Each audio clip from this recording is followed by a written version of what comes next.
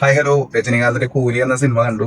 രജനീകാന്തിന്റെ കൂലി എന്നാണ് ഇപ്പൊ ഞാൻ പറയുന്നത്. കാരണം പടം ഇറങ്ങുന്നത് വരെ ലോകേഷ് കനകരാജിന്റെ കൂലി എന്ന സിനിമ കാണാൻ പോവാണ്, വെയിറ്റ് ചെയ്തിരിക്കുകയാണ് എന്നൊക്കെയാണ് പറഞ്ഞിരുന്നത്. അതിന് ഒരുപാട് കാരണങ്ങൾ ഉണ്ടായിരുന്നു. അതിലൊന്ന് തന്നെയാണ് അദ്ദേഹത്തിന്റെ ഈ സിനിമാറ്റിക് യൂണിവേഴ്സ് പോലും. പക്ഷെ ഈ പടത്തിലേക്ക് വന്നപ്പോ അതെല്ലാം മാറ്റി നിർത്തിക്കൊണ്ട് രജനീകാന്തിന് വേണ്ടിയിട്ട് ഒരു സിനിമ എടുത്ത പോലെയാണ് എനിക്ക് ഫീൽ ചെയ്തത്. ഭയങ്കര ഭയങ്കര ഭയങ്കര പ്രോമിസിംഗ് ആയിട്ടുള്ള ഒരു ഡയറക്ടർ ആയിരുന്നു ലോകേഷ് കനകരാജ്. പക്ഷെ എന്തോ ഈ പടത്തില് എവിടേക്കോ പാളിപ്പോയ പോലെ ഒരു ഫീല്. മാത്രമല്ല, കഴിഞ്ഞ കുറച്ച് ദിവസങ്ങളായിട്ട് ഈ പടത്തിന് കയറി വന്നുകൊണ്ടിരിക്കുന്ന ഹൈപ്പ് എന്ന് പറയുന്നത് കുറച്ചൊന്നുമല്ല. കാരണം ഈ ട്രെയിലർ ഇറങ്ങിയപ്പോഴും അതുപോലെ കൗണ്ട് ഡൗൺ പോസ്റ്റേഴ്സ് ആയപ്പോഴും അല്ലെങ്കിൽ ഒരുപാട് ലീക്ക്ഡ് ഇമേജസ് ഒക്കെ ആയെങ്കിലും ഇത് വെച്ച് നമ്മുടെ യൂട്യൂബേഴ്സൊക്കെ ഒരുപാട് കഥകൾ പ്രഡിക്റ്റ് ചെയ്തിരുന്നു. ഒരുപാട് ഡീകോഡിംഗ് വീഡിയോസിലൂടെ പ്രെഡിക്റ്റ് ചെയ്തിരുന്നു. ആ കഥകൾ മാത്രം എടുത്തു കഴിഞ്ഞാൽ ചിലപ്പോൾ 4-5 സിനിമ ഉണ്ടാക്കാൻ പറ്റും.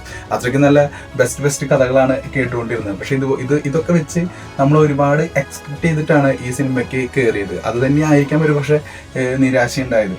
ഇതൊരു സാധാരണ റിവെഞ്ച് സ്റ്റോറി മാത്രമാവുകയും അതിൽ എവിടെയൊക്കെയോ സോഷ്യലി റെലവന്റ് ആയിട്ടുള്ള 1-2 ചെറിയ കാര്യങ്ങൾ മാത്രം ഉൾപ്പെടുത്തിക്കൊണ്ട് അതിൽ കുറച്ച് സ്മഗ്ലിങ്ങും കാര്യങ്ങളും എല്ലാം ലോകേഷിന്റെ മുൻപത്തെ സിനിമകളിലുള്ള സാധനങ്ങൾ വീണ്ടും വീണ്ടും ആഡ് ചെയ്ത് ആളുകളുടെ മുൻപിലേക്ക് എത്തിക്കുന്നത് മാത്രമായിട്ട് ഈ സിനിമ ഒതുങ്ങിപ്പോയൊരു ഫീലാണ് എനിക്ക് തോന്നിയത്. അദ്ദേഹത്തിന് ഇന്റർവ്യൂകളിലൊക്കെ പറഞ്ഞിട്ടുണ്ടായിരുന്നു ഫസ്റ്റ് ഹാഫ് ഭയങ്കര ഡ്രാമാറ്റിക് ആയിരിക്കും, കഥ ഇംപ്ലിമെന്റ് ചെയ്യാനുള്ള ഒരു സ്പേസ് ആണ്, സെക്കൻഡ് ഹാഫിലാണ് എല്ലാം ഇരിക്കുന്നത്. പക്ഷെ ഫസ്റ്റ് ഹാഫ് കഴിഞ്ഞപ്പോഴും അത് മാത്രമല്ല, ഇന്റർവെല്ലിൽ നമുക്കൊരിക്കലും ഇരിക്കാൻ പറ്റില്ല. നമ്മളിങ്ങനെ ഏറ്റവും കൈയടിക്കുന്നൊക്കെ പറഞ്ഞിട്ടുള്ള സംഭവങ്ങളൊക്കെ അത് ലോകേഷ് തന്നെ പറഞ്ഞത് കൊണ്ട് അത് കേട്ടിട്ടൊക്കെയാണ് നമ്മൾ തിയേറ്ററിലേക്ക് പോകുന്നത്. പക്ഷെ ഇപ്പോഴും തമിഴ് സിനിമയിലെ ലോകേഷിന്റെ പടത്തിലാണെങ്കിലും തമിഴ് സിനിമയിലാണെങ്കിലും ഏറ്റവും ബെസ്റ്റ് ഇന്റർവെൽ എന്ന് പറയുന്നത് എനിക്ക് തോന്നിയിട്ടുള്ളത് വിക്രം സിനിമയുടെ ഇന്റർവെൽ ബ്ലോക്കാണ്.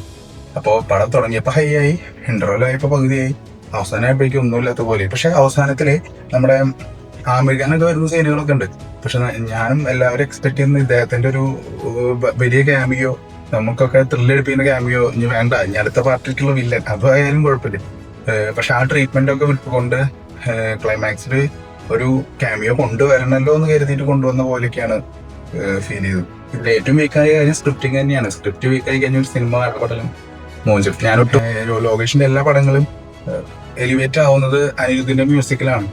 ഈ പടത്തിലാണെങ്കിൽ ഓരോ മ്യൂസിക് കേൾക്കുമ്പോൾ ഇത് ആ പടത്തിലല്ലേ, അല്ലെങ്കിൽ ഇത് മുൻപ് കണ്ട ഒരു പടത്തിലല്ലേ എന്ന് തോന്നി പോകുന്ന തരത്തിലുള്ള മ്യൂസിക്കും കാര്യങ്ങളൊക്കെയാണ് ഈ പടത്തിലും കണ്ടത്. ഇതുകൊണ്ടൊക്കെ ആയിരിക്കാം ഒരു പക്ഷെ നമുക്ക് തീരെ എൻഗേജിങ് ആവാത്തത് പോലെയും തീരെ നമുക്കൊരു ഹൈ മൊമെന്റ് തരാത്ത പോലെയുള്ള പല ട്രാക്കിലൂടെയാണ് കഥ പറഞ്ഞുകൊണ്ടിരിക്കുന്നത്. പിന്നെ എല്ലാം തുടങ്ങുന്നത് വരെ ഭയങ്കര ഹൈ ആണ്. അതായത് ഒരു ഫൈറ്റ് സീൻ വരാൻ പോവുകയാണെങ്കിൽ അതില് ഹൈ ആവുന്നത് അതുവരെയുള്ള ആ മൊമെന്റ് ഭയങ്കരമായിട്ട് നമ്മളതിനെ പിടിച്ചെത്തും. പക്ഷെ ഫൈറ്റ് തുടങ്ങി കഴിഞ്ഞാൽ ഫൈറ്റിൽ ഒരു പുതുമയും തോന്നുന്നില്ല, അല്ലെങ്കിൽ ഡിഫറെന്റ് ആയിട്ടുള്ള ഒരു അപ്രോച്ച് കാണുന്നില്ല.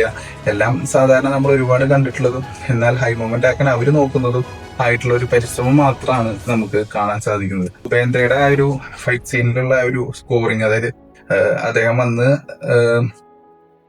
അദ്ദേഹത്തിന്റെ ഒരു ഓറയും കാര്യങ്ങളൊക്കെ ഭയങ്കരമായിട്ട് ഇഷ്ടപ്പെട്ടു. പിന്നെ രണ്ടാമത്തെ കാര്യം സൗബിന്റെ തുടക്കം തൊട്ട് പടത്തിന്റെ എൻഡ് സീൻ വരെ സൗബിൻ ത്രൂ ഔട്ട് ഉണ്ട്. ഞാൻ കരുതിയത് ഒരുവിധം എത്തിക്കഴിഞ്ഞാല് എന്തെങ്കിലും സംഭവിക്കും, പകുതി തൊട്ട് സൗബി ഉണ്ടാവില്ല എന്നൊക്കെയാണ്. പക്ഷെ ത്രൂ ഔട്ട് സൗബിണ്ട്.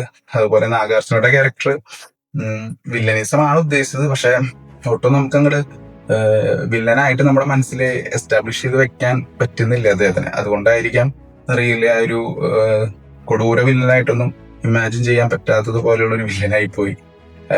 ഇത്രയൊക്കെയാണ്. പിന്നെ ഇതിനിടയിൽ നമ്മുടെ രജനീകാന്ത് സാധാരണ എല്ലാ പടത്തിലും ചെയ്തിട്ടുള്ള ആ ഒരു ഹീറോ കെമിസ്ട്രി തന്നെയാണ് ഇതിലും വർക്കൗട്ട് ആയിരിക്കുന്നത്. പിന്നെ എടുത്തു പറയാൻ തോന്നിയ ഒരു ഒറ്റ കാര്യം എന്നുള്ളത്, ഒരു 5-6 മിനിറ്റ് കൂലി എന്ന ക്യാരക്ടറിന്റെ പണ്ടത്തെ കാലം കാണിക്കുന്നുണ്ട്, ഉപേന്ദ്രയുടെയും കാണിക്കുന്നുണ്ട്. ആ മൊമെന്റ് ഒക്കെ അതില് CG ചെയ്തിരുന്ന ആയിക്കോട്ടെ, അല്ലെങ്കിൽ എനിക്ക് തോന്നുന്നു ശിവകാർത്തികേയനായിരിക്കണം ബോഡി ഡബിളായിട്ട് അഭിനയിച്ചിരിക്കുന്നത്. എനിക്കറിയില്ല, വരുന്ന ദിവസങ്ങളിൽ ഏതെങ്കിലും അപ്ഡേറ്റിൽ അത് ഉണ്ടാവും എന്ന് പ്രതീക്ഷിക്കുന്നു.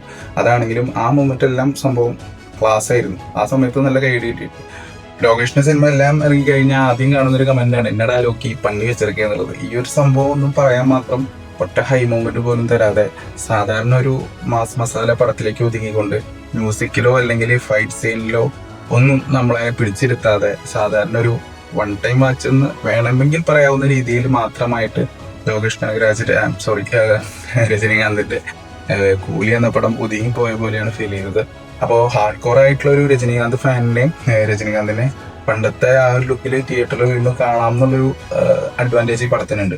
അത്രയും കാര്യങ്ങളൊക്കെ ഉള്ളതുകൊണ്ട് പടത്തിന് ആൾക്കാർ കയറും. പക്ഷെ ലോകേഷ് കനകരാജിൻ്റെതായിട്ടുള്ള ഒരു സിനിമ അല്ലെങ്കിൽ സിനിമ അപ്രോച്ച് അത് അവരുടെ ഒരു മേക്കിംഗ് ഒന്നും പടത്തിൽ എവിടെയും കാണാൻ സാധിച്ചില്ല.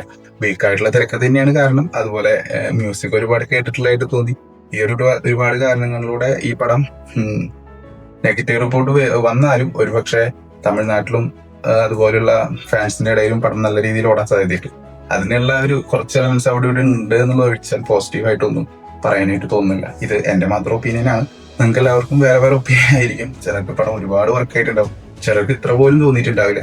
എന്താണെങ്കിലും കമന്റിൽ അറിയിച്ചേക്കുക. ഞാൻ ഈ റിവ്യൂ പറയാൻ മാത്രം ഒരുപാട് പടങ്ങൾ കാണുന്ന ആളല്ല, പക്ഷെ ഇതെന്റെ ഒപ്പീനിയൻ ഇട്ടുണ്ട്. Okay, thank you.